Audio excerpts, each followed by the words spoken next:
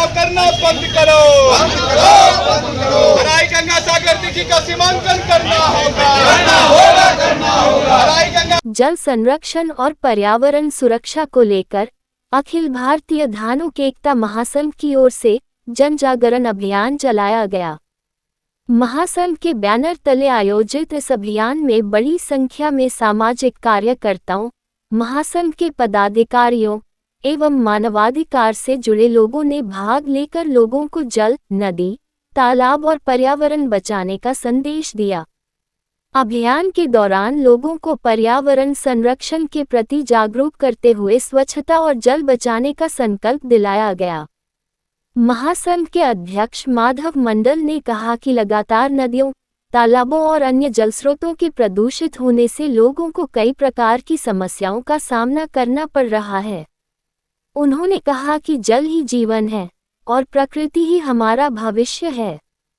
यदि आज जल और पर्यावरण की रक्षा के लिए गंभीर पहल नहीं की गई, तो आने वाली पीढ़ियों को भारी संकट झेलना पड़ेगा।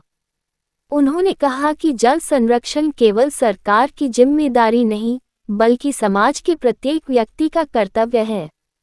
अभियान के दौरान लोगों को नदी, तालाब एवं आसपास के वातावरण को स्वच्छ रखने, प्लास्टिक का उपयोग कम करने तथा वर्षा जल संरक्षण के प्रति जागरूक किया गया। वक्ताओं ने कहा कि बढ़ते प्रदूषण और जल संकट को देखते हुए अब समाज को जागरूक होने की आवश्यकता है। ये केवल सफाई अभियान नहीं, बल्कि प्रकृति और मानव जीवन को सुरक्षित रखने का एक महत्वपूर्ण प्रयास है। महासंघ की ओर से पर्यावरण संरक्षण के क्षेत्र में कार्य कर रहे लोगों को सम्मानित एवं अभिनंदित भी किया गया। इस दौरान स्वच्छ जल सुरक्षित कल, प्रकृति बचाओ भविष्य सजाओ तथा जल है तो कल है जैसे नारों के माध्यम से लोगों को जागरूक किया गया। अभियान में उपस्थित लोगों ने पर्यावरण संरक्षण और जल बचाने का सामूहिक संकल्प लिया।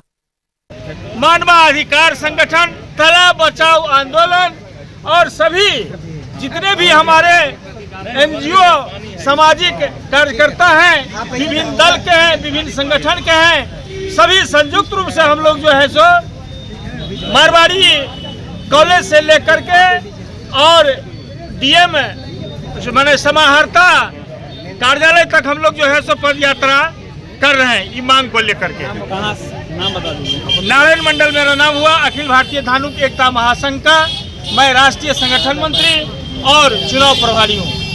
तालाब बचाओ अभियान के तहत दरभंगा के नागरिक समाज की ओर से तालाब बचाने को लेकर के जो अभियान चल रहा है, ये बहुत ही महत्वपूर्ण है, क्योंकि मिथिलांचल की पहचान, दरभंगा की पहचान पूरे देश में तालाबों और पोखरों के शहर के रूप में रहा है। और यहाँ हमारे साथी लोग हराही को बचाने के लिए, दिघी को बचाने के लिए, गंगा सागर को बचाने के लिए लगातार आंदोलन कर रहे हैं। एनजीटी की ओर से फैसले आ रहे हैं, कोर्ट से फैसले आ रहे हैं, लेकिन पूरा तंत्र कहिए भू माफियाओं के कब्जे में है, बुडकों के कब्जे में है। तो एक बड़ा सवाल है और मैं मानता हूं कि एक नागरिक समाज को इकट्ठा होकर के, एकता बना करके इस अभियान को बढ़ाना पड़ेगा, तभी तालाब बचेगा, तालाब बचेगा तभी मिथिला बचेगा।